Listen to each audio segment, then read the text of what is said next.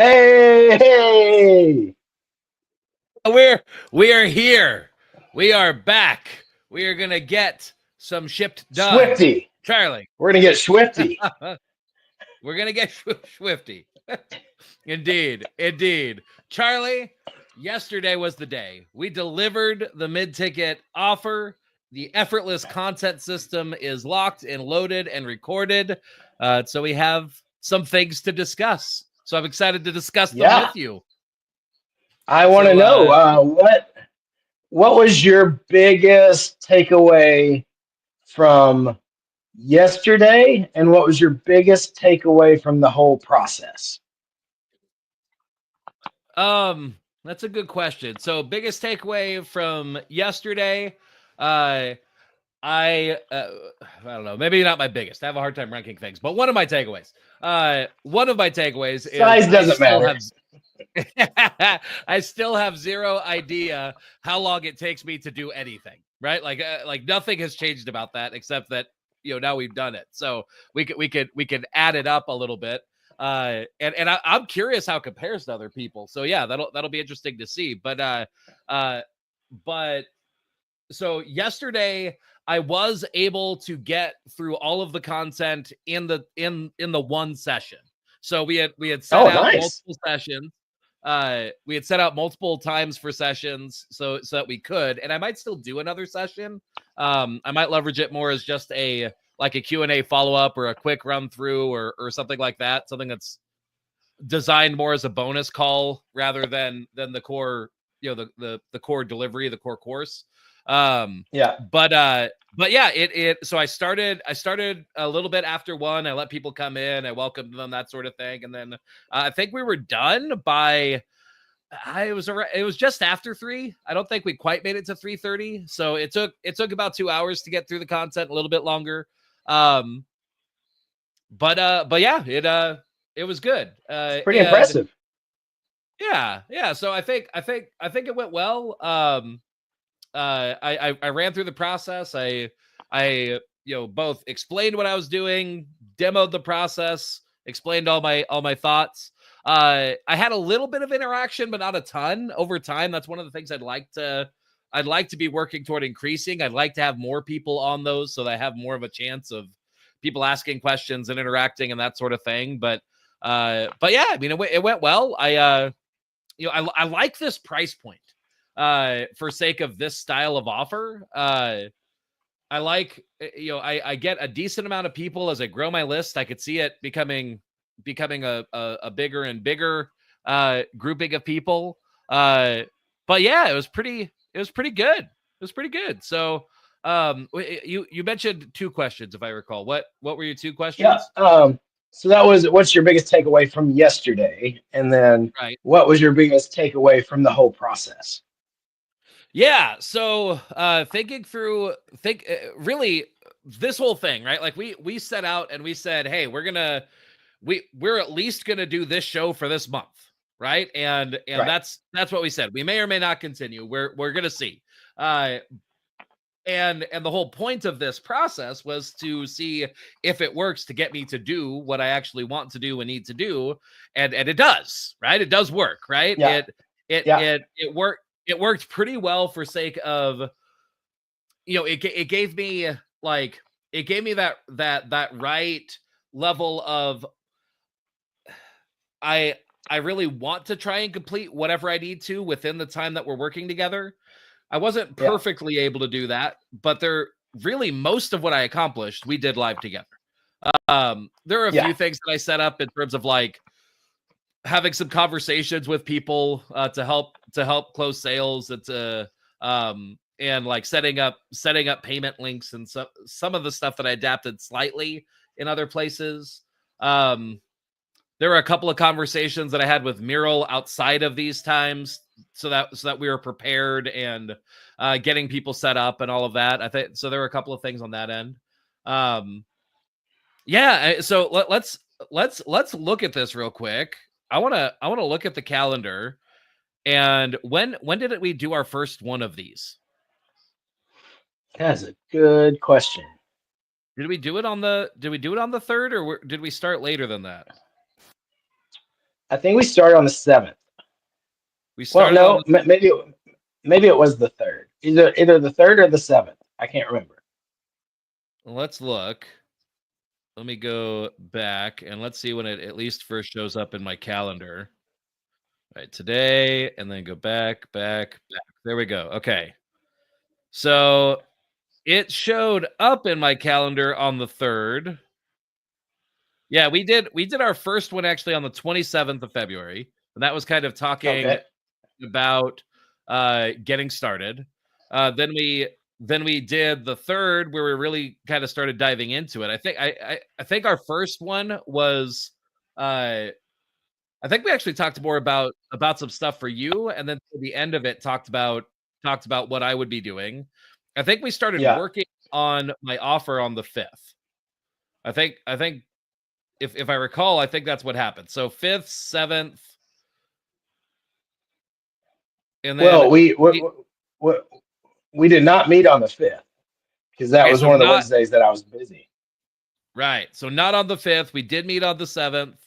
So the 7th, then the 10th, the 12th, the 14th. So 7th, 10th, 12th, 14th. The 17th. Did we meet on the 19th? We did. 19th. Okay, that's 6. The 21st, which was last week, that's 7. Then Monday, the 24th, the 26th, and then we're to today. So in 10 sessions, we're looking at what we did. So, approximately over the course of a month, about 20 hours. Yeah. That Yeah. that sounds about right. And I don't know if that's a lot or if that's not a lot. There's a few areas where I could see where I could make the process more efficient. Now that I've done it, things would be more efficient. Because there was Right. some of this that was figuring it out. But yeah. I so Yeah. let me I would think that the process, I mean, some of the process was put together, but quite a bit of it was, I mean, small things.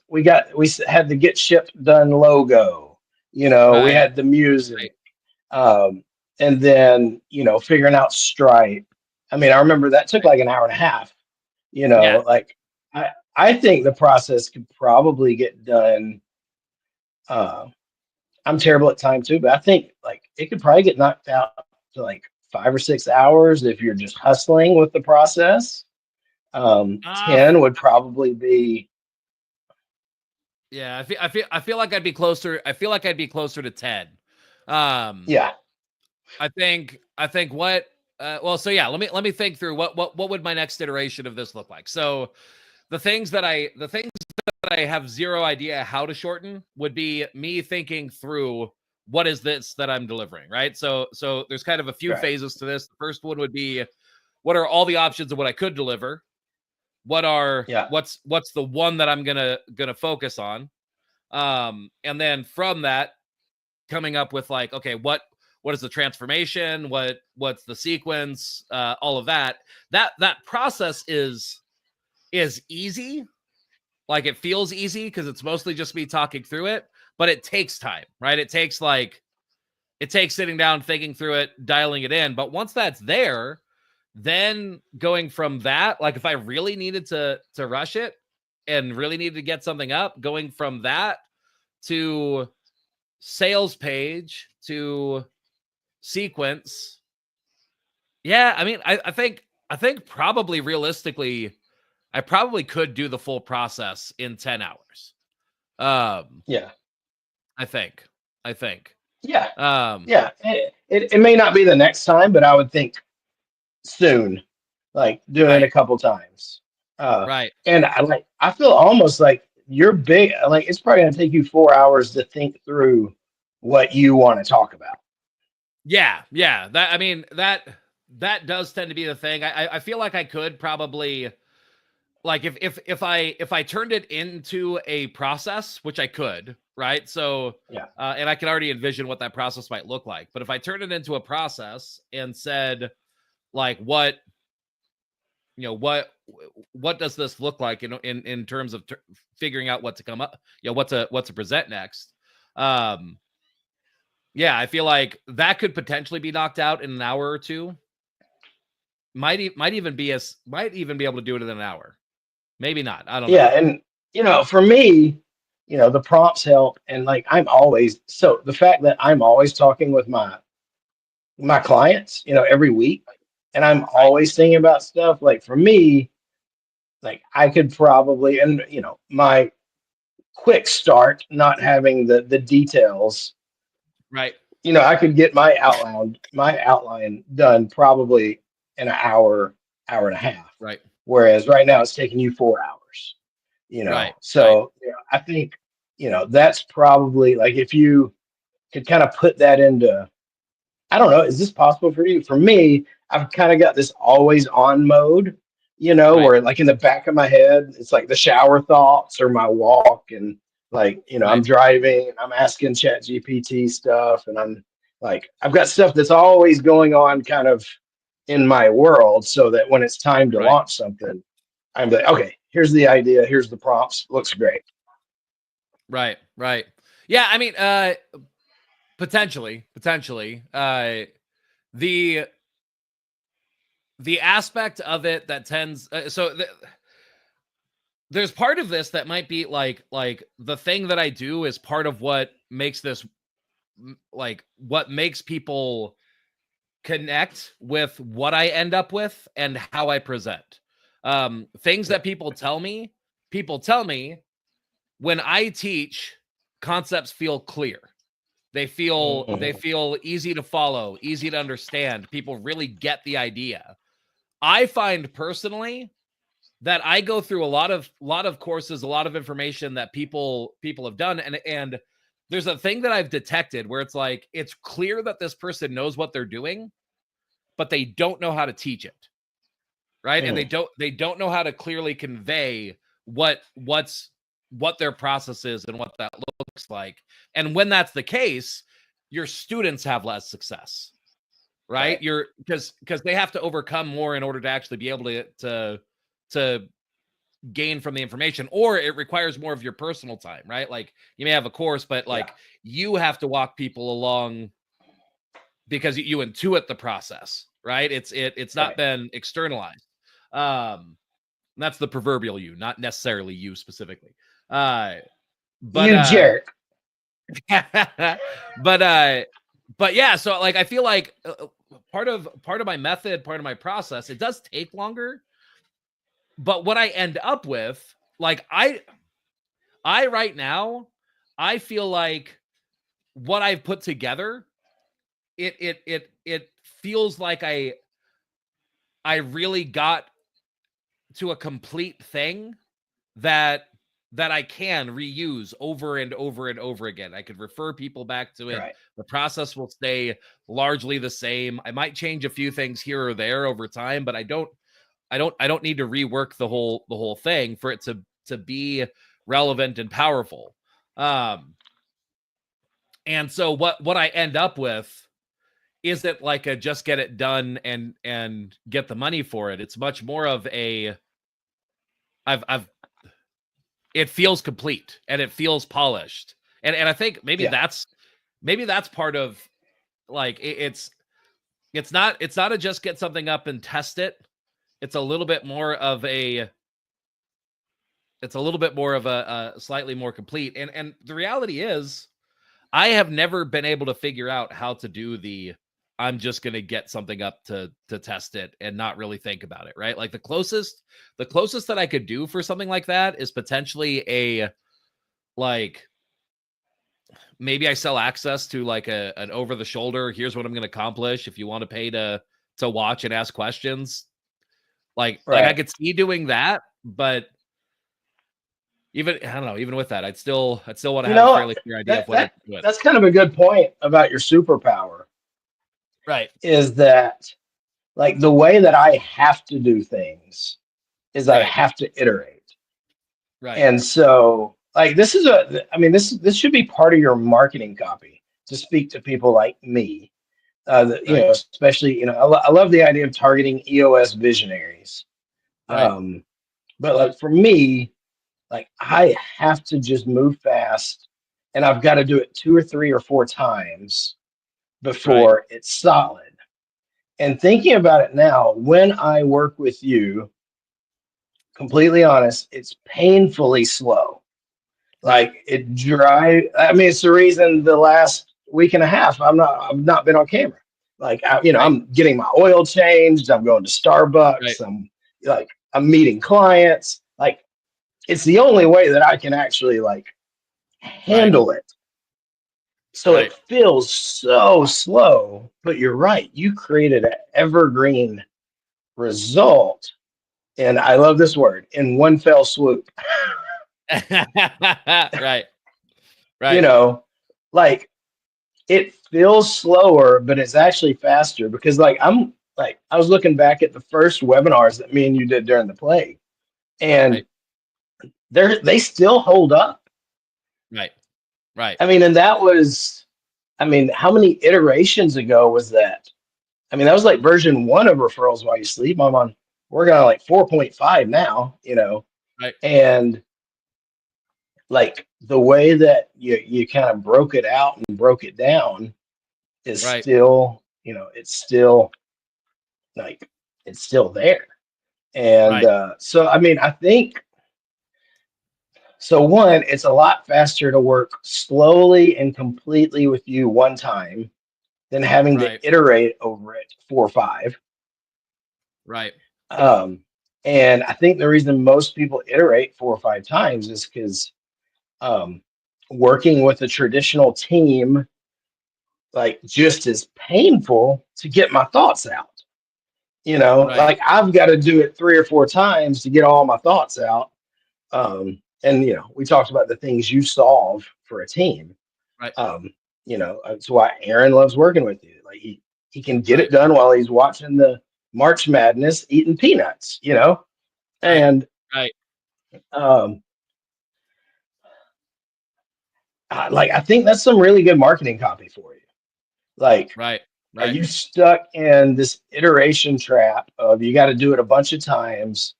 Um, because like that's the only way to actually get it thorough.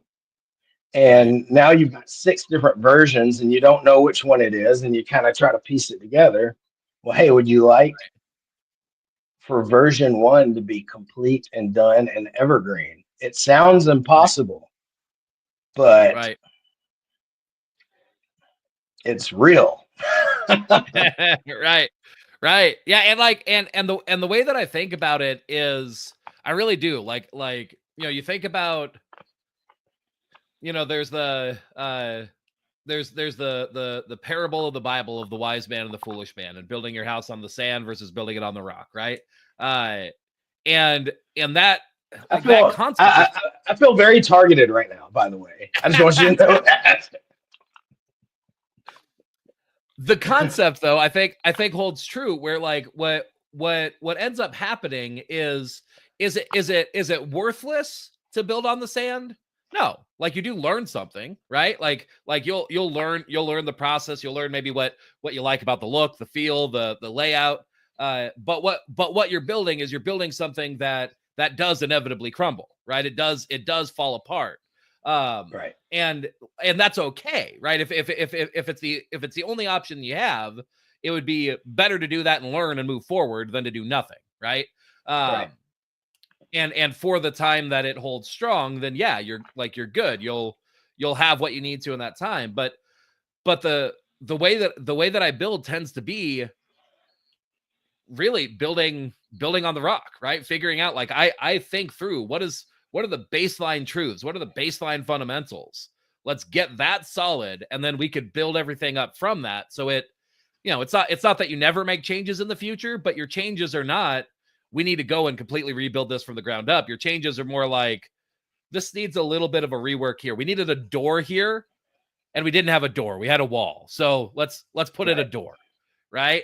right, Um and yeah, so like it's not that things don't ever change, but it's much more of a, you really feel like you've got this thing to build off of that could be minorly adapted, right? Like your service has slightly changed over the years. yeah, but not based on the overall vision of what problem you're solving, what the key pains are, any of that stuff. So that original webinar, like, I mean, really, my guess is that you could probably just go in to the offer portion of the slides and update what you're delivering.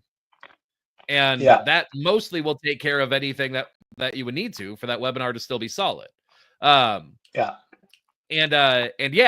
mean, that process, like, this is more what I've learned. I can't seem to help but build that way. Right. So that means that I have to think through what are the things that it makes sense for me to do that. It's like, there's a reality of like,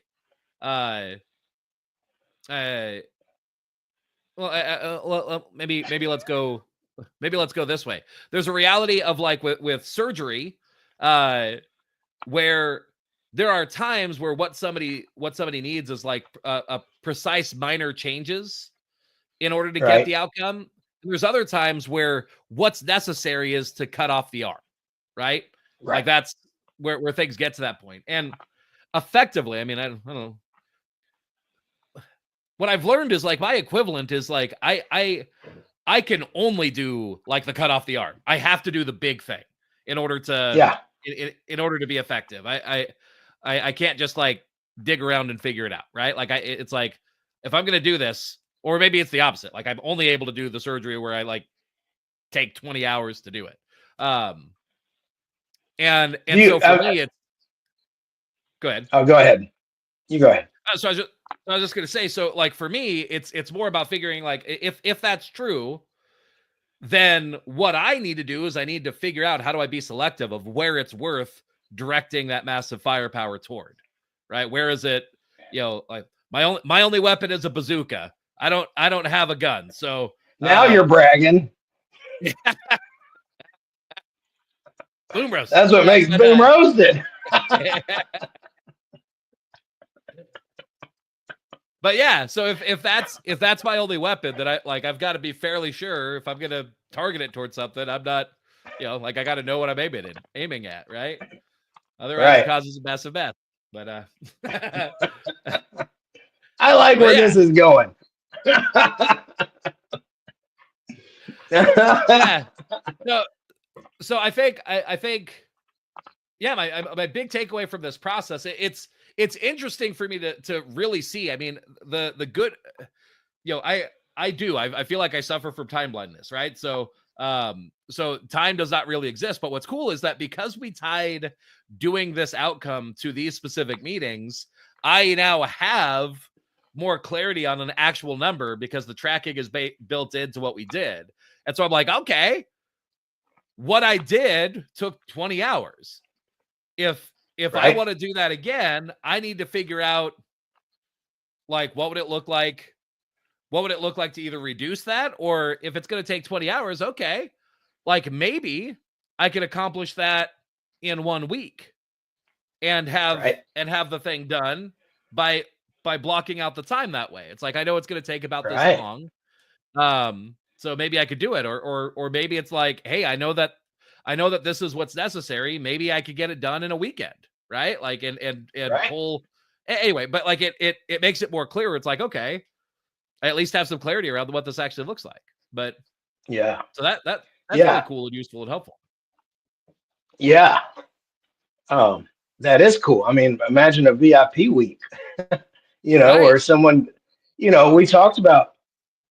You can get one of your major quarterly rocks done in 1 month, but could be a week or 2 weeks. Like imagine you're using the EOS system and you get it done well forever. Maybe not forever, but I mean my webinars lasted a long time. The VA accelerator that we did still holds up, is going to hold up for a long time. And the reason is like you're exhaustive. Right. And exhausting, both. it is. And the fact that, you're almost like an ultra marathoner. in that you just I mean, I like look it, you right? can't. You're a Yeah. mental ultra marathoner, like, and it takes a certain kind of weirdness, a certain kind, let's say superpower, Right. when me and Cassie, we went down to Houston, our friend Stuart did that 100-mile race, Right. like we were his, his team, and so he had 5 laps of 20 miles each. And when he Right. came in, we had his new shoes ready, we had his battery ready. We gave him some food, got him on his way, and he said a couple times, like I would have just sat here if you hadn't pushed me on my way. But like once he Right. was going, and it was, I think this is most entrepreneurs, like his first 20-mile lap was, let's say it was, I mean, it was pretty good. Let's say it was maybe like 5 hours. Right. Um, and so we're like, all right, we'll be ready in 5 hours. We didn't have a tracker on him. His next one was like 6 hours. Right. Wait, no, I think his first might have been 3 because it's 20 miles, a little bit less than a marathon, something like that. But Right. anyway, his last lap was like more than twice as much as this first one. Like, Right. now kudos to him. Like he got done. Like Right. when he was done, we piled him in our car, took him to his camper. He could barely climb into it, Right. you Right. know. And I think he like was just in his camper for 2 days. I mean, 100 miles in 24 hours. That's pretty Right. crazy. Uh, Right. and but that's the way most entrepreneurs do that are a quick start, and it's kind of like what makes us good is we can just jump in without all the information. Right. Like that's how we actually get stuff done.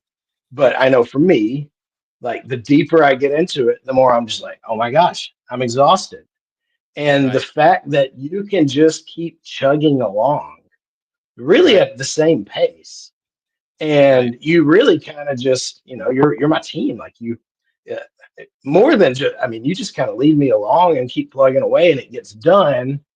And I'm Right. like, when on Wednesday when it was done, like I'm not gonna lie, I was exhausted and I wasn't even doing it because Right. it's Right. so exhaustive is the word, thorough. Right. And but like, I don't know, do you realize the superpower that is that you can do both the quick start and like most entrepreneurs have to work the way that I do. Like Right. it's the only way that I can work well. Um, but like the way you have to work is like pretty cool. Right. Right. Yeah. I mean, and like figuring out what's the outcome that we want. How do we get there? Like, this is the way that I have to do it. So it's the way that I'm going to. Um, Right. yeah. And like, I'm always conscious of at least trying to be aware of, I could be wrong on that. Maybe I don't have to do it that way. So I do want to remain open to that. But so far, it's worked. So It feels like it works. it feels like it works. Feels like it works. So anyway, Yeah. so yeah, I mean, I'm really excited. This to me has been a really successful experiment. We set out to we conceptualized mid-ticket offer. We put together kind of the foundational concepts, all of the sales and promo assets. We ran a promotion, got the actual content done, ready to deliver. I was able to deliver it. Actually, that part, again, I wasn't sure what my delivery time would look like. And that one's still one of those things that I'll probably have to do a few more times where I'm looking at the content and seeing what it actually feels like it'll take to deliver on. Yeah. But being able to get through that in 2 hours, or so, I don't know. I feel like that gives me some clarity. So I know I have that. I think that one of the things that could have changed that real quick though is if I got questions. Right? If I got more questions, Yeah. then I would have taken time. I would have done that, and that probably would have necessitated me breaking it out into multiple sessions. But And yeah, and if that happens, that's actually good, right? Like that's right, right, actually the right. goal. Exactly. Yeah. So yeah. I'm excited. I think it went well. So let's talk through, well, real quick. Let's make a real quick, just for the fun of it, diversion, because I want to show you something that I think Yeah. you'll enjoy. So let me pull this up real quick. So people may or may not be aware. Many people in our world are probably starting to become aware, but there is a new AI model out for image generation. I am sharing my screen, right? You can see my screen. Is that correct? Can you Oh, see my screen? No, you can't see my screen. Okay. What happened? I Let cannot. me I let me cannot. fix that. I, Share I, my screen. I think my bandwidth was.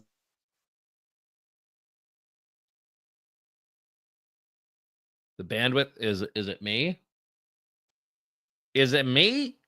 Are you back? I think it's me. I'm back for now. I'm back for now. All right. It's like All right. So putting a bowling ball through a straw.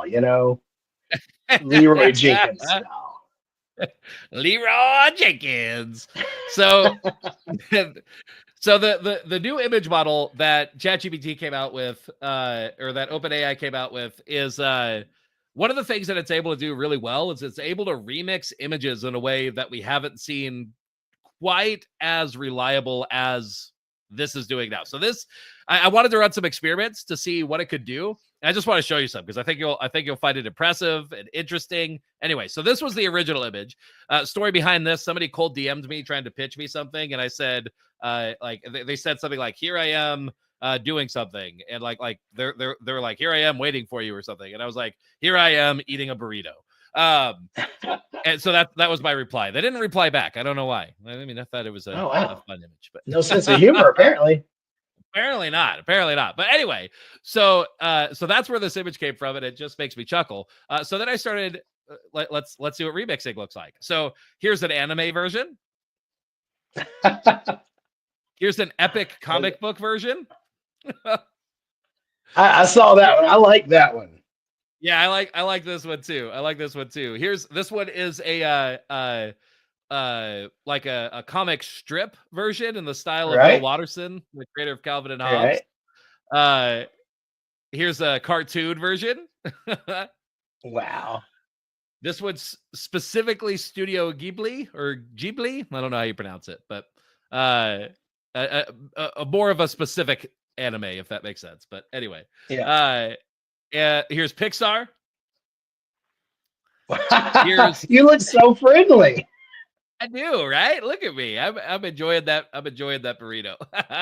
Yeah. This one is just this one's actually a failed attempt at the other one that I just sent you, the Bill Watterson one, but I liked it for sake of Yeah. having a black and white more rendered illustration. So I like Yeah. that one. Here's an action figure, the burrito biter action figure. This one took a Wow. little bit. This one took a little bit of work to get that dialed in. Here I am as a Funko Pop, the bearded man with burrito Funko Pop. That's amazing. Here we go. Here's a Lego set for the for the burrito biting man.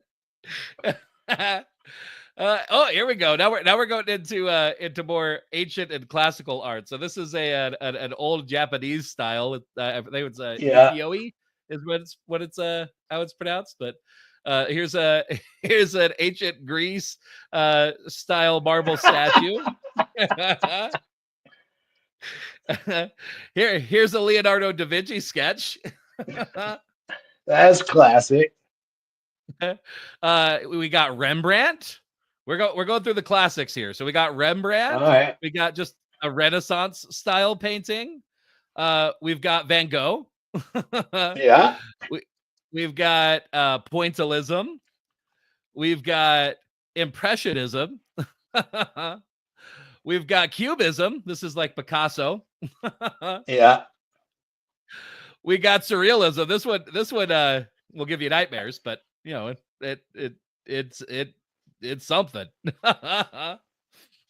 Then we got this is Andy Warhol, and then more specifically pop art here, which is what Andy Warhol was famous for, at least partially. Here's pixel art. here's a voxel, and finally Minecraft. That's great. But yeah, I mean, like, What? for me, some of the most impressive in terms of outcomes, I think being able to do this is really, really interesting to me. Hard. Like, Yeah. it laid out a solid packaging design, well rendered action figure. Like, it was able to Do you go from remember just photos to this. 3 months ago? It was so terrible at text, Right. right? Right. Yeah, exactly. Exactly. Yeah. But yeah, so it's amazing what's happening. I think kind of my key takeaway from this is yeah, the text is doing so much better. The it's still not perfect, but it's a lot better. And like for a while we've been able to use AI to generate designs that that you could give to a designer and say, "Hey, this is sort of the right feel for what I'm looking for." Right. We're getting to the point right now where it's like you could give it to a designer and mostly what they're doing is just remaking it for the right format so that you could actually get it printed or actually do that, right? Like Right. you're mostly handing them like, "No, this is exactly what I want." Right. And that's just it's amazing. It's amazing what's happening with that for how people could go from vision to real execution at this point. But anyway, that was Crazy. a fun experiment to run though. That probably took a lot longer than most people would expect because the models aren't going very quick with that. So that's literally getting those images was probably like a 2 to 3 hour process. But I wanted Really? to yeah, I wanted to explore all of them, and most of that was like sitting and waiting, right? Like you put in a prompt Right. and see what comes back. Only a couple of them did I have to do iterations to get to what I was looking for. Most of them I was Yeah. able to just straight out of the first time, was able to get what I wanted. But the action figure took a little bit of dialing in. The first round was pretty good, but it didn't like fully give me legs, and then it had like 2 pictures rather than just one. So I used some of Yeah. my own magic and pulled it into Canva and adjusted it. But Oh, I got and you. then had it regenerated off of my more dialed mock-up. But um anyway. But yeah, what are your thoughts on that? Just seeing that. It just makes me think of, the story about, if there's lilies in a pond and Right. they double every day, Right. um, uh, and how Ray Kurzweil talks about the exponential factor of AI and how we're not meant to understand that. Like that's where my mind goes, probably more often than is rational for most Right. humans. But I am, like like I know I don't understand exponential, uh, Right. but like the day that AI is as smart as humans, it's double that smart the next year, 4 times that smart the next year, 8 times. Like that Right. exponential um, is like so. I'm wanting to be ahead of the surf, right? Like Right. I'm wanting to like all right, ride the wave, be there. I don't want to do things that are going to be relegated to the cotton gin, right? Right. Right. So to speak. And so that's where my mind goes. Yeah. I'm planning to live to be 256. So how do I keep creating value? And it's really interesting. So like a couple of the things that like thinking through that and where is there still real value? There's real value right now in coming up with the original ideas, coming up with the original vision. Um the execution is just getting easier and easier and easier. Like that's Right. really what's happening even when it comes to art. So now when we're looking at art, part of part of why AI was able to do what it did is it's able to understand what somebody else already created, where somebody defined for themselves a set of rules, right? Like all of those different styles have some sort of set of rules that, whether they've defined them, explicitly or just intuitively, there's rules that make up like how you see something being the thing that it is, right? And Right. and somebody had to be creative enough to say, here's how I could remix the rules, put it out, and intuit that it's interesting. It's possible that we'll see AI be able to do that. Like, when you think about it from that standpoint of telling it to go back to first principles and saying like,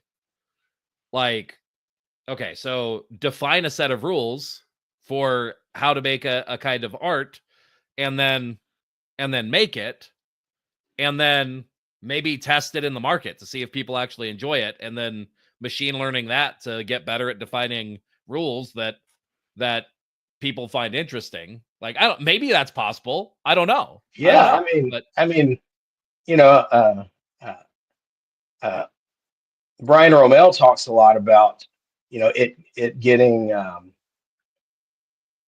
it using the thinking and how to process.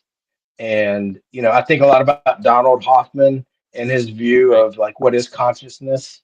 And this gets weird, but, I think we're building different conscious agents that will, um, at least, I don't know that it's true, but I think it's helpful for me to imagine them as conscious agents that can right, network together to, do whatever it's programmed to for fitness, right? Like, if you right. watch, have you ever watched Donald Hoffman, his TED talk there about, um,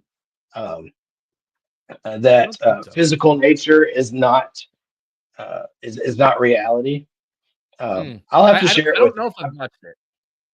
Have you ever heard of Donald Hoffman? I mean, the name sounds familiar, but I'm not Yeah, sure. yeah. So I'll share with you his TED talk. I've watched it. Right, You know how I am. I've probably watched it 25 times. right, And right, it's he's a scientist, and his theorem is that consciousness is the base reality, not space time. And right, so he's got this mathematical theory for it. So thinking of AIs as, these conscious agents that can network together to perform fitness, and then the idea of, I like to call it idea sex, or right, there's this right, girl, Cindy Margolis. There's a really boring documentary about her that I love, and her thing was, um, the idea of symbiosis, like right, the idea you had a restaurant and you had a car, now you've got drive-throughs, and right, hers was in nature, and like one of her big insights was you've got moss on the, wilderness floor, and her big insight is this isn't just random. These are living things that communicate with the trees, and it's all right, one. Like, this is right, a symbiosis where 1 + 1 = 11, right? Like, two right, things combined, and it's a brand new thing. And right, so, as I like that's a roundabout way to think. Like, I expect that AI is going to seem creative, right, because it's very possible that it could iterate, post on social media, get feedback, right, and, iterate that way. It's what the neuroscience folks at Facebook and Snapchat and TikTok do now, right? right, Um, right. and I'm excited for it. Yeah, I mean, like, what's interesting is ultimately, like, thinking through the baseline, like the baselines of where value comes from, right? Like, reading uh like Adam Smith's works, right? And what's Right? it called? I mean, he talks about the invisible hand, but what's the name of the collection? Is it? I don't Isn't remember. that called? I want to say it's money, but I think I'm wrong. I'm thinking. Yeah, Um, yeah. Wealth of Nations. That's what it's called. It's called the Wealth of Nations. yeah, Um, that's what I said. You nailed it. Wealth of Nations, exactly right. uh, but there's a one of the things that he talks about is I feel like it was that one. It might have been in like Bitcoin Standard or something, but because I read a number of those at the same time where we're sort of dealing with the fundamentals of what money is. And at a basic level, ultimately, the value of money really boils down to the combination of the time that it takes to get something and the value of the result, right? So so if somebody wants the result, because like really when we think about even when you think about like raw materials, the reason why some raw materials are more expensive than others is because it it takes it takes more time to find them, locate them, process them, refine them. There's a time component, and right now humans have to go through that time process, or at least humans have to wait. Somebody has to be running it and paying attention and putting their attention and energy, right? And so if you've got something that's like really powerful as a result, but it takes a lot of time, then the value of it, the money, the what people are willing to exchange really goes up. And so ultimately, like money as a thing ultimately boils back down to the time that it takes humans to process raw into refined, right? Like that's what money is. And so what's interesting is when something becomes easier to do, or there's more of it, so it takes less time, or like as a for instance, historically when they found massive silver deposits, that will tank the price of silver, because now silver is much easier to get from the earth, so there's more of it compared to the demand, and so the overall perceived value goes down compared to other things that take more time. And so what's interesting is when we start entering a future where things that previously took us a lot of time, but now they don't take anyone any time, that's not where the value is. But where is the value? The value still ultimately will be humans want something, and the people willing to either put the time in or build processes where other people are willing to put the time in. Like that's where value will be. And predicting where that is kind of hard right now, right? Like the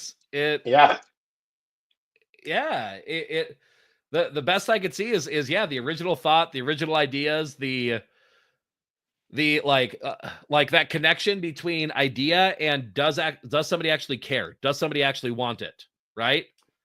That skill set I think is valuable. All the other things of like communicating that message, creating the thing to deliver on it, all of that is getting easier and easier and easier and easier. But the literally being able to sit down and think, who is this person and what do they want and how can I make that happen? Coming up with those ideas still right now was valuable, and I think will continue to be. But yeah. Anyway. Yeah, it's kind of crazy to think. Like you think, oh, manufacturing. Well, when you got 3D printers, right. That like, where does that work? Right. And right. Which I'm excited. I think this just goes into me and you, our idea that, the purpose of AI is to amplify your unique spark. Right. That's, my goal for Referrals While You Sleep is to free you from all the mundane things so that you can spend the majority of your time in that spark, that uniqueness. Like what happens, when you can spend, a large part of your life generating 1,000x value because it's what you can do. And then you combine with, other agents, like me and you, like we're combining to create brand new stuff. And we're like in this, like, imagine being free to just like, I just think so much wealth and greatness can come from this. Because I mean, like we want to grow. We want to Right. make things better. It's innate for us. It's fun. You know, Right. what is oh, the guy that was in the Nazi prison camp, that was Frank something. Vic, Uh, Victor Frankl. yeah, Viktor Frankl. You know, what did he say? You need something like a community, a purpose, and one more thing. And I don't remember. I don't remember. But yeah. Yeah. Man. It's an interesting future we're moving into it. I think that the key thing to me, it's literally like in the I think riding a wave is a really great example, right? That Thank you, Mike Michalowicz. the because like a wave is a really good example. If you've ever been in the ocean and experienced what it's like being in the water with a wave, you really there's a couple of things that you can do. You can try to ride the wave, and that's an action that might pull you forward. If you're not going to ride the wave, you still need to be actively trying to move out of the way of the wave. You still have to do something active. One of the options that is for sure going to cause you pain and heartache is standing still, right? Just Yeah, doing nothing. So you either duck under and try and move past it, or you try and move along with it. But like, so like to me, what that says is like, if you know that you got this big force that's moving, the most dangerous thing to do is inaction. The whatever else you do, if it's at least action oriented, and if your plan is like knowing that here's the reality of the way that waves work. Once this one passes, there's another one coming, and then another one, and then another one, and then another one. And you have to be ready to keep adapting and either figuring out if you could ride it, or if you could duck to the next one, right? And I think in like where we are right now is the superpower is resilience to keep trying to adapt, knowing that like nothing is clear or solid, and probably won't be for a while in terms right. of how things just work in a reliable way. Being like not holding on to this is the way I've always done it. That's going to be a superpower Right. right now.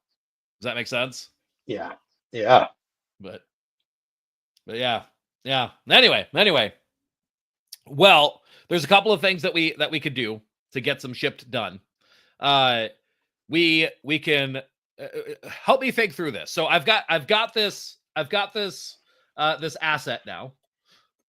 I've got this mid-ticket offer. Right now, I don't have any other promotion going on for it. I can potentially like I can in integrity, I can still sell access to it. I didn't make the offer as if you buy it now or you can't get it. I made the offer buy it now so you could join us live, right? So that Right. Which is the that goal. aspect, right? And so I can do some post-event follow-up, and still be able to drive sales. Walk me through that. What in our bigger vision of this, what do you think my process should look like right now?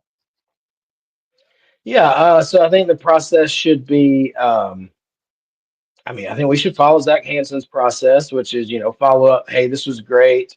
If you bought it, here, here's the replay. Here's the files. Um, the access to my premium offer is open. If you want more info, here it is. And then you have a conversation about that.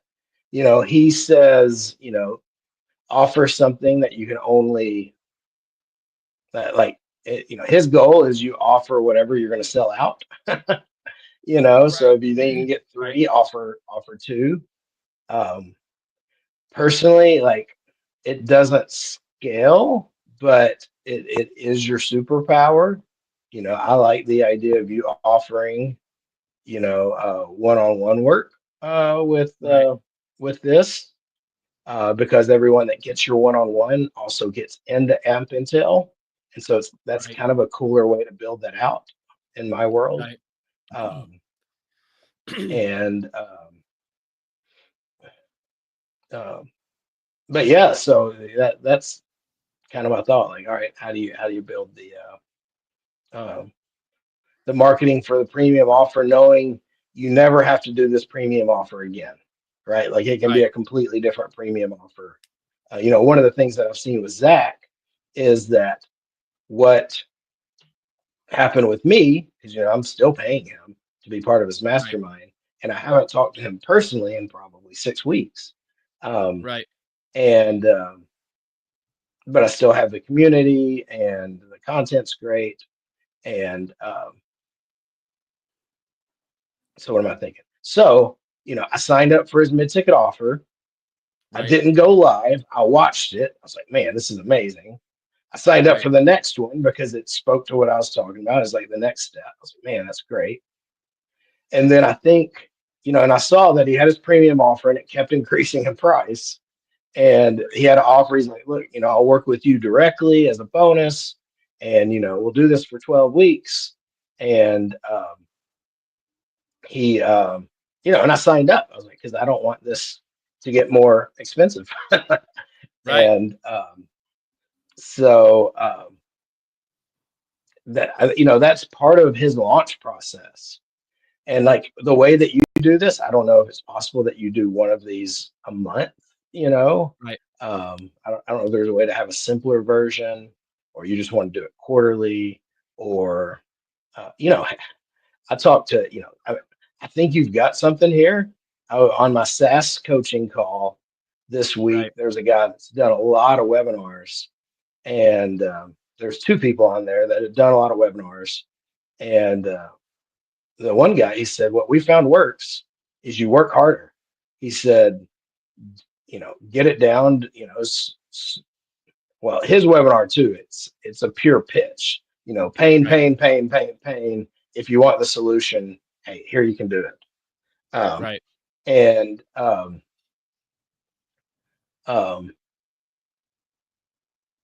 but he says, do 4 of those. Chris, so good to see you, man. So Chris, man, back when I was used to work with the Mod X CMS, and Right. oh my gosh, he was there the day that I created the term "never do a live demo." I Right. was at their meeting and I had this live demo planned, and it was the worst bomb I've ever seen. Like, I actually stopped and I said, "Can I please stop? The next person come up and me do this tomorrow." And I stayed up till 3 a.m. and turned it into a presentation. And Right. Right. he was there. We used to do a lot of work together, and Love it. he said that demo was amazing. Cringy as hell, but memorable. That was probably 18 years ago. Like that was 15, 18. That was a long time ago. Never do a live demo. And I think you're frozen, Zach. I don't know what happened. I wonder if I'm frozen or just him. Can you still hear us, Chris? I got 2009. up. Wow. I Wow. was I, 2009. I was hearing you, but it was yeah, but I was not able to interact. That was weird. I'm realizing we didn't turn our music on. We should See turn you, some music Chris. Awesome. Man, I'll have to give you a call, Chris. I miss talking to you. Oh man. Oh gosh. That's the history of never do a live demo. When you hear me on. say Right. that, it's from, talk about awkward. Oh my gosh. It was I Man. still feel it in the Well, pit of my stomach. I'll tell you what. I did a post on Facebook recently where I said, your next big breakthrough is on the other end of being willing to look stupid in public. And I said, ask me how I know. Right? Like, because the reality is, I do. I think that's part of a superpower of people who actually move forward on this stuff is people think that what it looks like is like you have these really smart ideas and you get out there and you move forward. It's like everything goes great. It's like, no, it's like you get out there and the thing burns down and you look like a moron and you have to salvage relationships and try and still figure out how to move forward. Like that's what it tends to look like. Right. Yeah. And through that process, you collect enough of those battle scars that you're like, all right, this area is dangerous and here's how I prepare for it.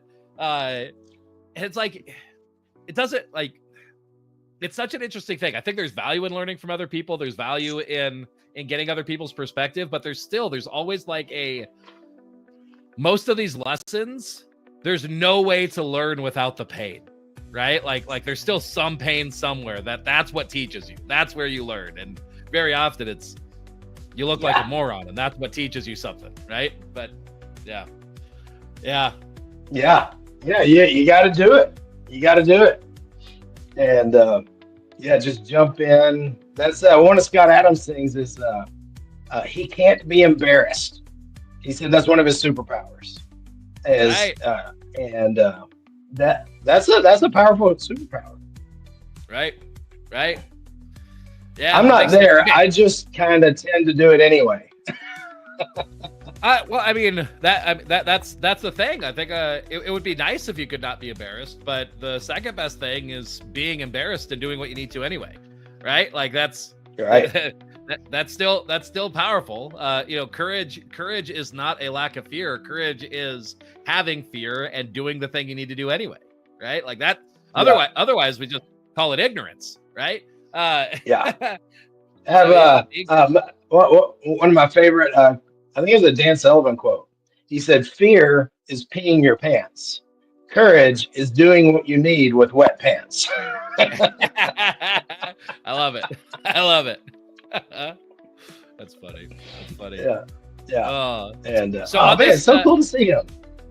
Yeah. So and it's good to get interaction on this too. That's fun. If you're watching, I see we got at least another viewer. If you're watching, drop a comment. Let us know you're here. We'll say hi. What was I gonna say? Do you think I go straight into promoting either a premium or one-on-one, or do you think I do like I don't know, hey, we did this, here's what it was, it was great, get access, or do you think I immediately transition into the premium? I like the idea of so I think it's kind of both, because I think that's what he does. Like the follow email, hey, here's all your content, here's your info. The premium offer's open. If you want more info, go here. Like that's the first email. And then Well, that's what I'm saying though. Do you think I fully transition into the thing that I'm promoting is the next offer, or do you think I have a bit of a promote the replay, promote the asset? Does that make sense? Because as a for instance, one of the things that I could do, I could do like another live session on this, right? I could leverage this and say, hey, we got this thing done. You'll be able to get immediate access to that. We're going to be doing a live session to go over this and have you get your questions answered, right? So like I have more ways to draw out and find more people interested in the mid-ticket. But I could transition straight into premium. I guess like my main thought or my main concern is like right now, I don't know. I don't necessarily have my premium dialed, right? I don't have it in a way where I even know, if I offer it, if I promote it, I don't know what I could sell, right? I don't know what selling it out. You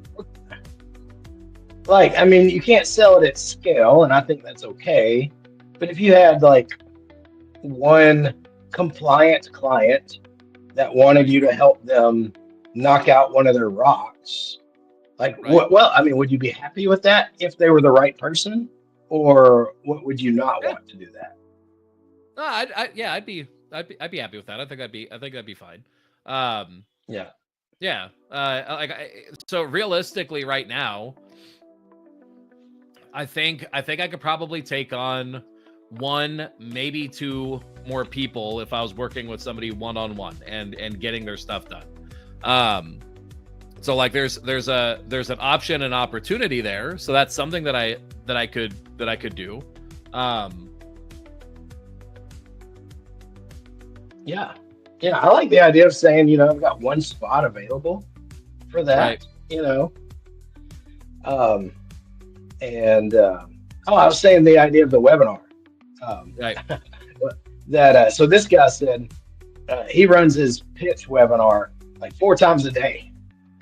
Oh, and just hammers the pain until they bounce off or sign up. And I think what you've got is good enough that in some ways, like I think you could promote what you just created, Right. but in the future, but I also think, offer a premium. You got their hearts and minds and eyes, Right. and get them to watch it. And it'd be cool if you got one-on-one. Right. That's my thought. Yeah, makes sense. So let's look here. Let me look at my assets that I have. Nope, I don't want to do slides and PDFs. I want to go share screen, entire screen. Here we go. And then let's go into Canva and here we go. Productized offers 2.0. And actually, let me go back and look at MidTicket Freedom too.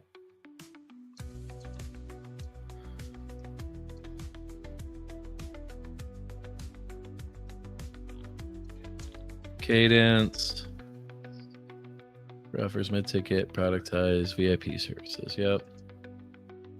Create. You can amplify it. Sell, pricing, campaign structure. Go live today. Coming. Sequences to model. Okay. Organic paid blueprint. Ad setup. Okay, so this is the ad scaling portion. Delivery. Okay. Ascension. Okay.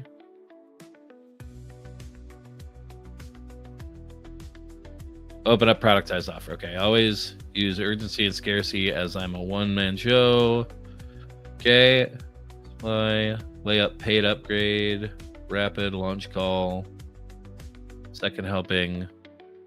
Okay. So these are some of the potential ways to make this unique, right? Yeah. So let's I'm gonna throw that in my clipboard. Part 5 evergreen. Now what do you do with it? Flip it into a micro offer, sell it through organic, relaunch it.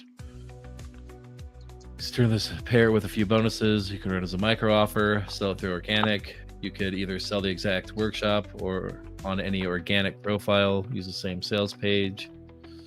Bundle it with a 15-minute call. Okay. You currently get free opt-ins. This is where you can thank you page. Okay. So that's what he recommends to do with those. Okay. Now let's look at productized offers. Where in here does he have the sequences? Offer complexity.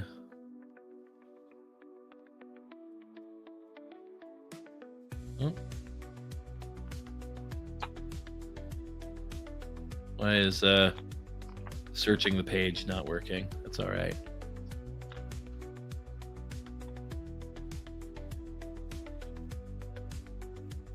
Dialing vision. So this is all about dialing in your offer. Writing. Launch. Okay, get first 3 clients. Swipe to deploy these launch sequences. Founding member. There's a launch sequence. Follow-up templates. Okay. Evergreen, make more offers. Okay. Offers, cadence. Week 1, open mid-ticket. Week 2, deliver and open productized offer. And prepare next. Okay, open next mid-ticket offer. It's great to test new things, but don't sway from the model. The model works. piece of content daily, work with clients, publish more offers, ads about once a month. Current cash and revenue. Second, upgrade opportunity. If you offer a one-on-one call, it's a golden opportunity to upgrade them to a higher level of access. Okay, paid consult play.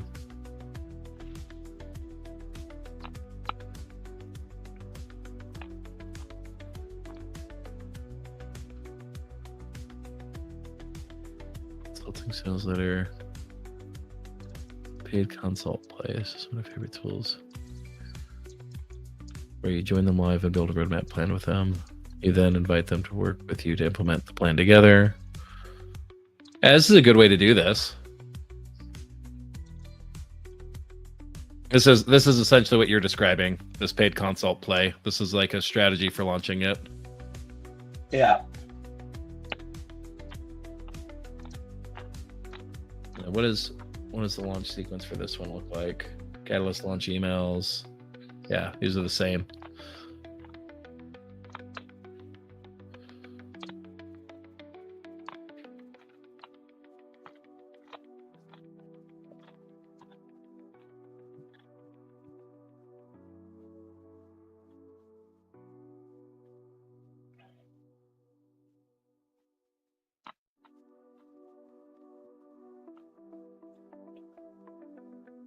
While you're doing that, can I just say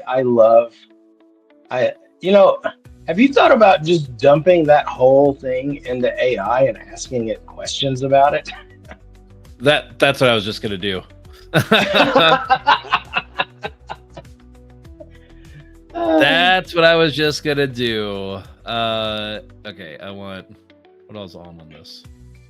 Style, extended thinking, yes. And what I want to do is I want to say, please break down the flow of this sequence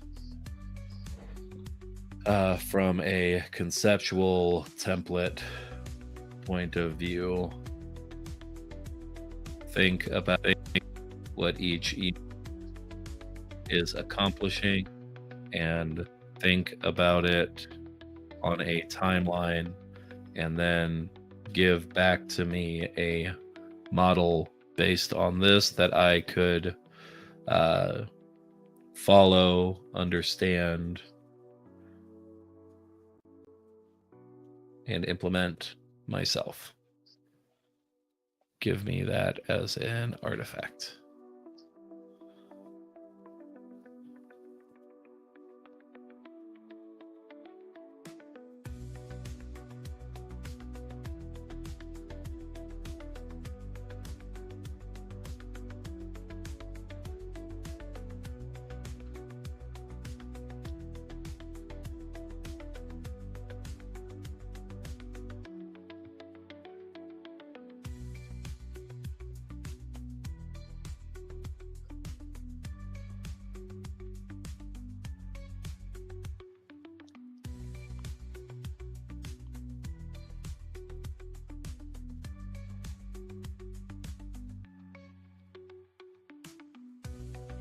Philosophy and positioning is phase 1. Philosophy, tangible framework, problem solution, initial launch and scarcity, launch announcement, personal story, pain, lifestyle benefit, educational deep dive, integrity, trust building. Phase 3, educational bridge, value and success stories, direct pitch sequence, industry contrast, just objections, deepen value, social proof, step by step, niching down, specific tactics at work, personal transformation, and final call. Simple reply mechanism, consistent across all emails, urgency.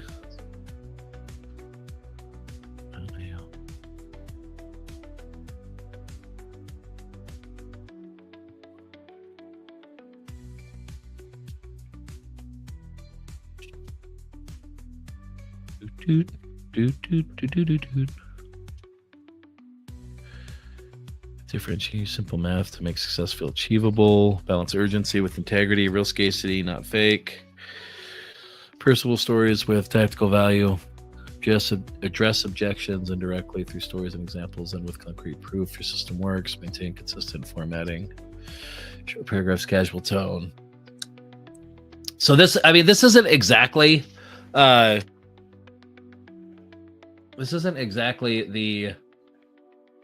same thing that I'm looking for here.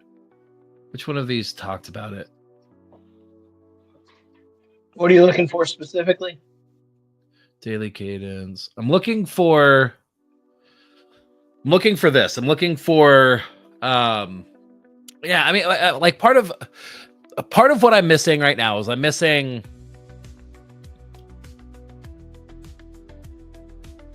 get the concept of how the MidTicket promotes into the premium.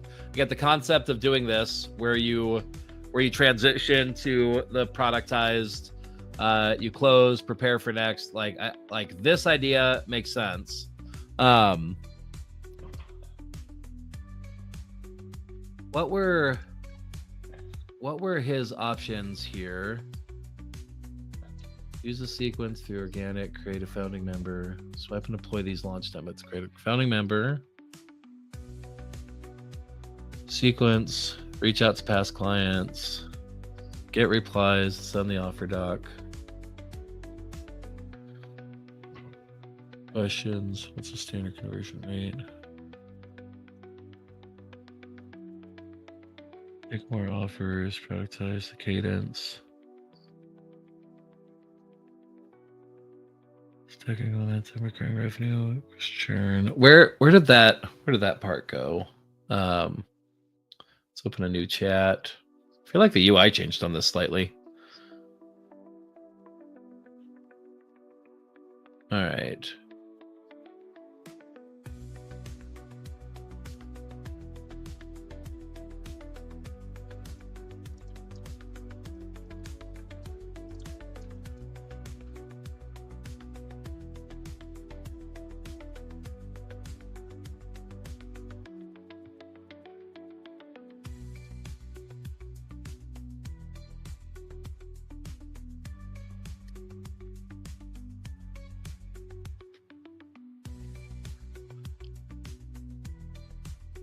Yeah, the UI changed. Yeah, it changed. I think this morning. Cap your supply, create scarcity and urgency. Cap your supply, limit the number of clients accept, naturally increase a clear structure for existing customers, paid, upgrade, play, purchase amount, value recognition.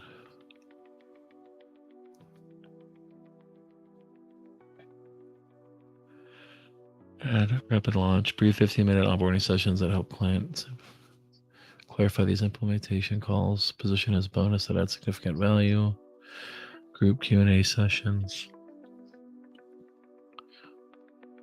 Okay, success stories and answer.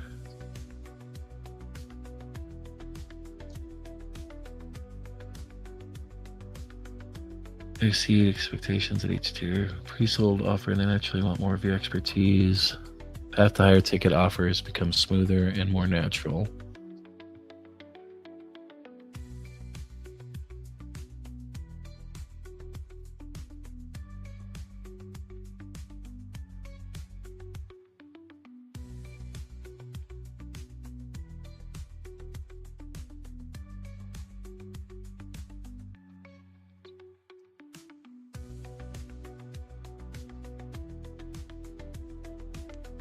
Does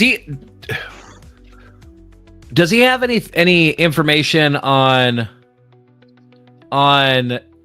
like the different ways that he launches the productized offer, like bonuses that he includes? Does that make sense? Like the just the way that he thinks about like creating interest in that specifically. Probably. Let's see. Like these sorts of ideas, like rapid launch calls, group Q&A, like this is a different strategy, but like offering these is potentially another offer to sort of sweeten the deal to say, hey, if you get started, we'll do it this, we'll do this. You get access to this. So like you mentioned, what did you mention? You mentioned that you kept seeing the price go up. So that's one thing. Yeah. You mentioned that he offered to And work then- directly. Yeah. He said something like, basically he prepackaged, instead of it being weekly, he was like, 12 weeks, work with me for 12 weeks for, I don't know, $1,200. I'll work with you directly for like one session, and then you'll be part of the group. And then I ended up paying monthly. And then when that was up, I actually paid less to be part of the group and paid that weekly. And You paid less than you were monthly. Is that what you're saying? when I joined this group, it's kind of what Alex Hormozy says, downsell to upsell. Like that initial thing was more than just his normal weekly thing, because I got time with him. He's like, normally, blah, blah, blah. So and then I signed up for the weekly, and I don't know, it's probably been 3 months now, so he's probably maybe even longer. Right.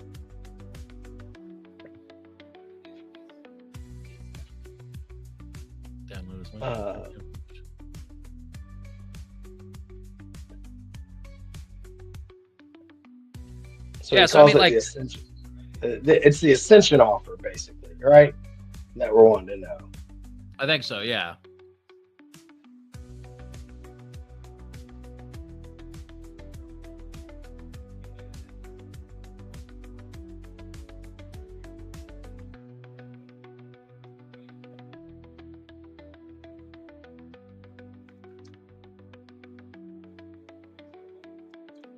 Can I spell it?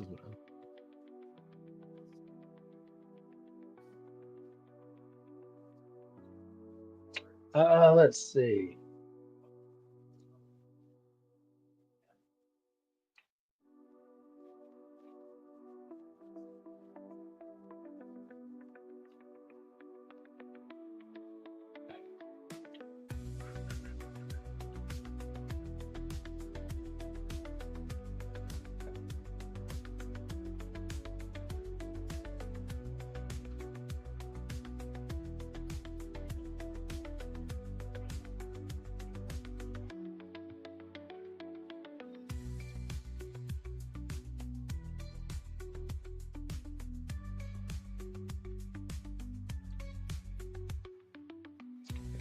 So for the mid-ticket freedom part 4, have you seen that where he talks about the Ascension?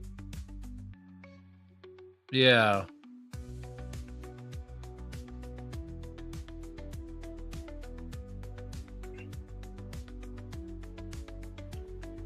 So the goal is, you want to make it clear you've got they have the opportunity to get more support through your core offer. Good example, if you want my help to review your sales pages, email templates, ads, and more to launch a successful mid-ticket offer, check out the Catalyst. A bad example, if you want to learn about using free lead magnets to get new clients, check it out. So it's a direction, right? And he always uses urgency and scarcity. He always uses urgency and scarcity because he's a one-man show. Right. He always caps the supply, which makes sense. And look, he's actually doing it within the mid-ticket freedom. As of today, it's open till Wednesday. Make it an easy paid upgrade. You can insert a 15-minute onboarding call into the sales process to, he sometimes does that, pad that in. It's not a sales call. It's a way to get the most out of it. You could actually do that. I've heard some people, they offer part of the mid-ticket is, hey, since you bought the mid-ticket, here's a 15-minute call that you can grab with me. This is not a sales call, to help you get the most out of this. And, you can help them and Like that's literally what it is. You could do a Right. separate sales call if needed. Right.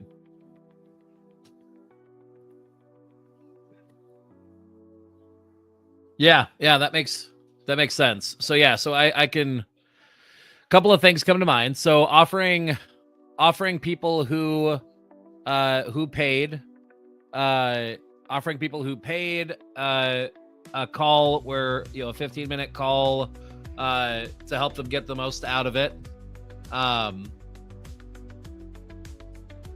And you know, hear their goals, hear what they're looking for, help direct them to the right ideas. And then I mean, see if there's an opportunity to then book another call from that, if that makes sense. Or yeah, I think so. If there's, you know, something that, you know, it's kind of the Frank Kern consultation thing, right?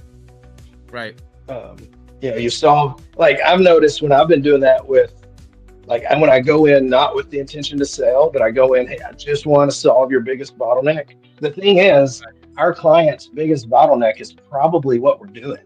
Like we built this out of our own internal pain. And but I mean, most of the time, but you know, I met a realtor the other day. He's new, done 3 deals the last year. He's following this other coaches, like he's circle prospecting. Referrals while you sleep is not a good system for him. Right. You know, and I was like, yeah, you need to keep doing what you're doing. And so like I didn't even offer referrals while you sleep trial for it. Like, yeah, it's not a good fit. Right. But a lot of people, when I do this, like, oh my gosh, like you don't keep up with your database and you've been in business for 30 years. I've got the solution for you. Right. And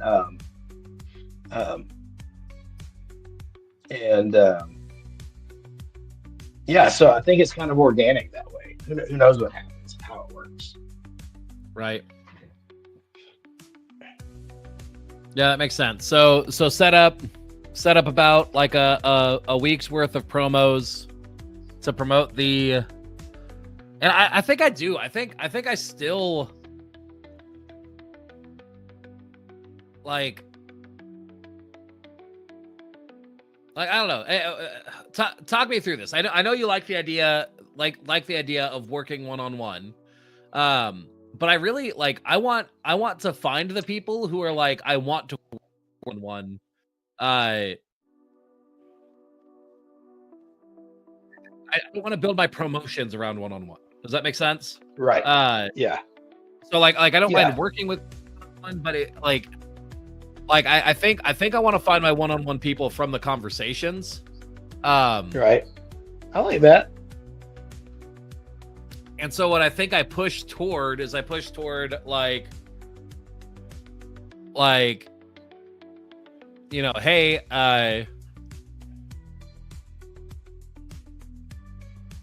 like I'm open to doing calls that are very specifically about helping people get the most out of what they paid for. That part makes sense. I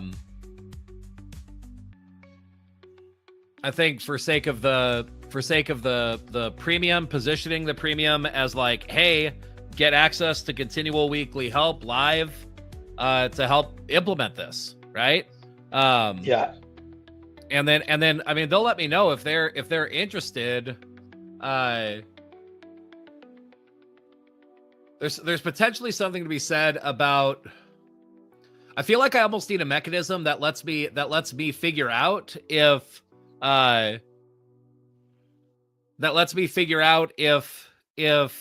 the weekly is the best option for them, or if one-on-one is the best option for them, right? And potentially potentially position it as like, hey, like what are you looking to do? What's your goals? What are your timelines? And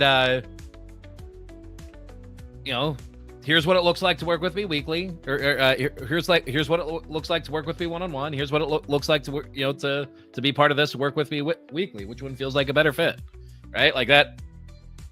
I don't know. Does that make sense? Yeah. And so I almost want the outcome. I think ideally like the outcome of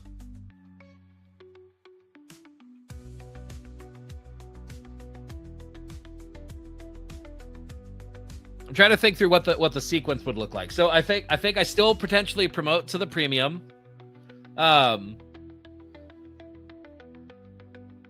Maybe I just like reach out directly to anybody who like maybe that's part of the process, is that in this process of, because like in here, like I think in this one he does like the follow-up templates.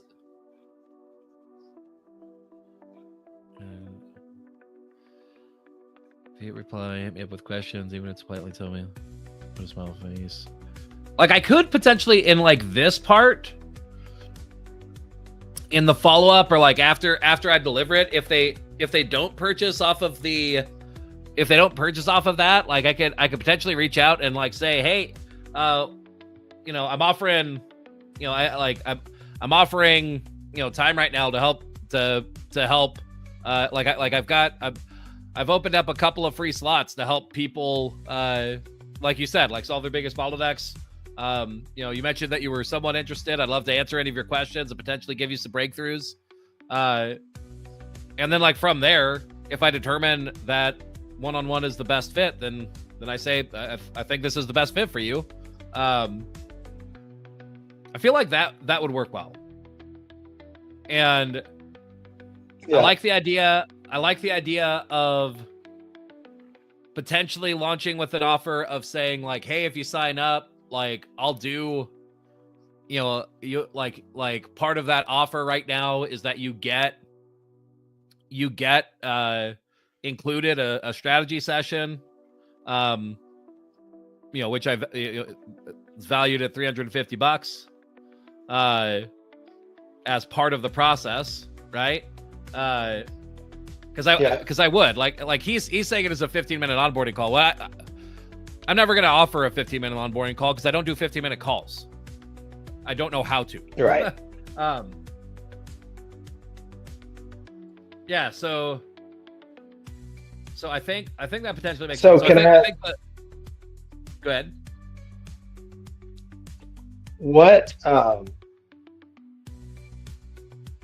What do your clients ultimately want?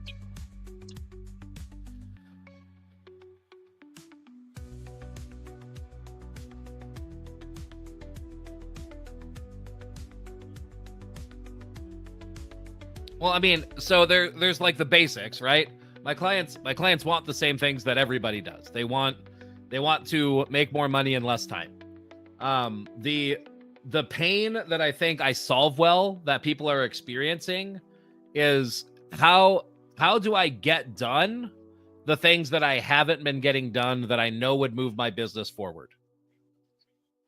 Yeah. Right? Like how do I do those things, right? So like even this offer that we just did, that was what I was speaking to, right? I was speaking to the idea of, you don't do your marketing well. Let me give you a tool that makes it so that you can get this done in a way that you haven't been able to in the past. Right. Right. Like there's, I'm not selling them on the idea that they need to do content marketing. I'm selling them on the idea of, I could do the thing that you already know you want to do, easier based on work that you're already completing. Right. Right. So what I typically do is I figure out, I either help be that source of like working life together and we just accomplish it and get it done. That's the more one-on-one. The other option, the other element for that is like the showing them how they can get what they want to get done more simply, right? Like right. Here's the tools, here's the process, here's how I think about doing it based on what you already got, right? Right. And that would be more the group environment sort of idea.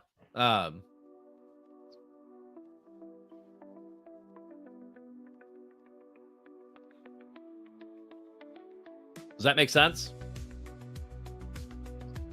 Yeah, that makes sense. So yeah, so I think promo sequence, do the delivery of the mid-ticket stuff.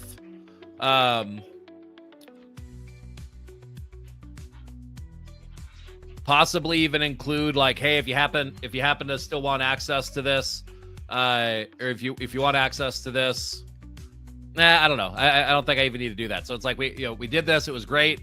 Now it's part of of our library of what we offer to everybody in Amp Intel Elite. If you want access, we now have I don't know. I'll say 2 slots open for Amp Intel Elite.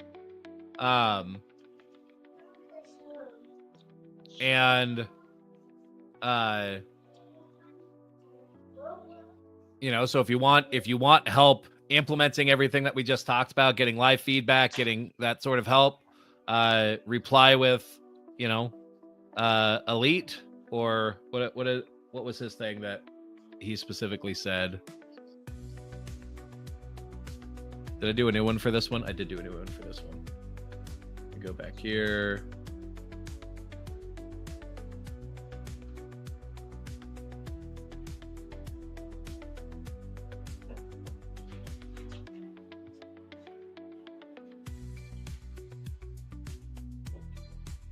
Yeah, reply with Catalyst. So Elite would potentially be what they reply with, would be the idea, but or Amp Intel with the new model and with you.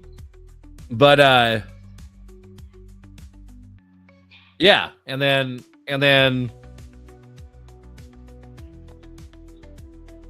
so I think what I modify the offer to be is that I open it up.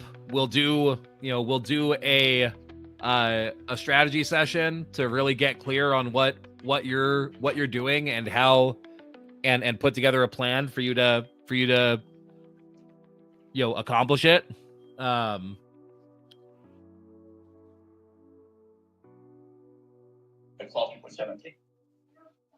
And then we have the group coaching, the tools and resources there. And then from there, potentially as part of the mix, part of what I could offer is I could offer some hey, if you're like, to the people who are interested, or maybe even the other people, say I've opened a couple of slots in my calendar. If you have questions, I'd love to get you clear on whatever your next best step is, whether it's with me or not. And see what people take me up on that. From that, I might be able to point them toward the productized itself, or I might point them toward one-on-one. And the key goal to start right now would be, anybody who wants help actually putting these things into practice and building out the system live, for what we just covered. Yeah. Maybe mention that, have that be kind of the main thing, and then sort of mention, and then from there, sort of continuing to run these plays and say, what other things can we do? What other things can you accomplish with AI that you previously thought impossible, or you weren't getting done, that we can equip you with the tools and the systems to do drastically more than you thought you could in the time, to get your quarterly rocks done in a week rather than in a month, or rather than in 3 months, right? And so the premium becomes more about answering questions, getting people unstuck, and kind of giving them a next step. And then from there, I could see, like, hey, yeah, if you're really wanting to get this tackled, it might make sense for us to do some one-on-one together. And here's what that would look like. I've got this many slots open right now. Right? Yeah. I think that makes sense. So what my next step would look like then, I need to double check. So I need to do a couple things. One, I need to double check my premium offer page and make sure that it's updated and accurate to what we just said. I need to put together the post, the post MidTicket sequence of kind of the turning from we just delivered that to now it's there, and now we've opened up access to opened up 2 more slots at Amp Intel Elite. If you're interested in that, here's what you do next, and then from there putting together the sequence of the information, how it helps people move forward based on everything else that we did. From there, I can what all I could promote. I could promote what we do and how it helps people move forward. I can talk about the the bonus strategy session as one of the as like the bonus reveal. I can add into my process a like preliminary get unstuck call that I'm offering for free for people who who are thinking that they might be interested, but they really want to make sure that they know what direction they should be heading.